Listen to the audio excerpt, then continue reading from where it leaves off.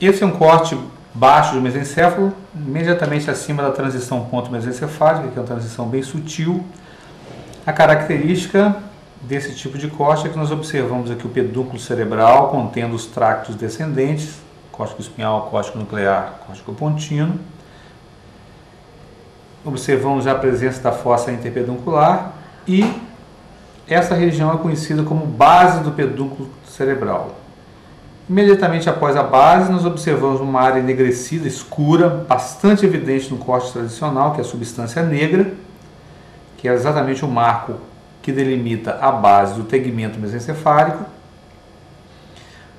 E, posteriormente, nós observamos o tecto do mesencéfalo. A separação do tegmento mesencefálico do teto do mesencéfalo é feita por um plano imaginário que percorre essa pequena cavidade que é o aqueduto cerebral.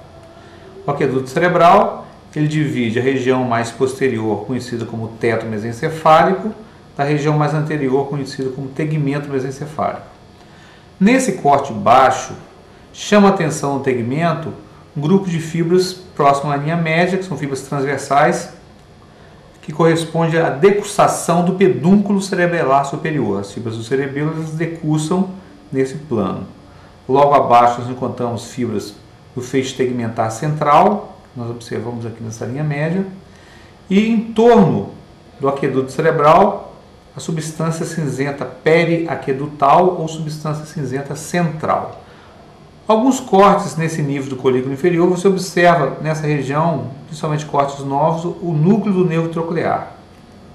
Outro fator relevante nesse posicionamento mesencefálico é a presença do leminisco medial e do leminisco espinhal nessa região lateral do mesencéfalo. Ambos constituem uma faixa lateralizada em formato de C. Nós observamos bem nesse tipo de peça. Em outro corte anatômico, mais ou menos na mesma topografia, nós observamos aqui a base do pedúnculo cerebral, substância negra um pouquinho mais apagada, a decussação do pedúnculo cerebelar superior, substância periaquedutal, o aqueduto cerebral, e aqui, um pouquinho mais evidente que na peça anterior, nós temos a presença do leminisco medial e do leminisco espinhal juntos nessa topografia. Esse é um corte alto de mesencéfalo, nós observamos aqui ainda a base do pedúnculo cerebral, a substância negra lateralizada, o núcleo rubro bem evidente nesses cortes altos. Ao invés de você observar a degustação do pedúnculo cerebelar superior, você observa essas duas estruturas arredondadas correspondentes ao núcleo rubro. Às vezes observa junto dele a cápsula do núcleo rubro, são fibras cerebelo-rúbricas ou cerebelo-talâmicas que passam nesse posicionamento. A substância periaquedutal bem evidente aqui. E o posicionamento dos leminiscos, o medial e o espinhal, na região um pouquinho mais posterior. Olha. Nessa peça é possível observar ainda, curiosamente, a emergência na fossa interpeduncular do nervo óculo-motor. Nem todas as peças você tem a sorte de evidenciar isso aí, mas aqui observa muito bem a topografia da emergência da raiz nervosa do óculo-motor.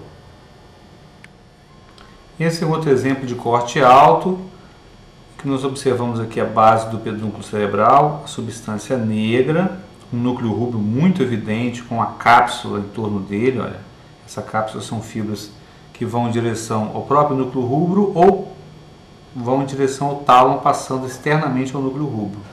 Fibras cerebelo-rúbricas ou cerebelo-talâmicas.